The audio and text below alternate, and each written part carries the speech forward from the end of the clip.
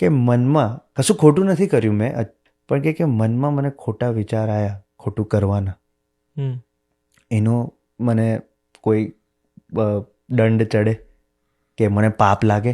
બે પર્સપેક્ટિવ્સ છે. એક તો વિચાર છે અને હજુ એક્શનમાં નથી આવ્યો, then you have time to stop it. પહેલી વસ્તુ કે કારણ કે એક્શનનું, ક્રિયાનું જન્મ વિચારથી જ થાય છે.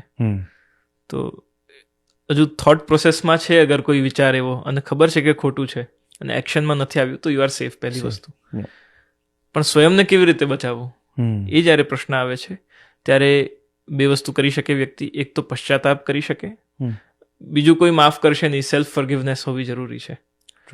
તો મારા મનમાં વિચાર શું આવ્યો છે અને એનાથી મારે પોતાને ફોરગિવ કરવાનો છે, એક તો એ. અને એ વિચાર કેવી રીતે હું સ્ટોપ કરું, તો બેસ્ટ ઉપાય એનો બતાવ્યો છે કે ભગવાનનું નામ લે, શ્રી કૃષ્ણ શરણમ. એને એટલી વાર યાદ કર કે તને બીજા વિચાર જ ના આવે.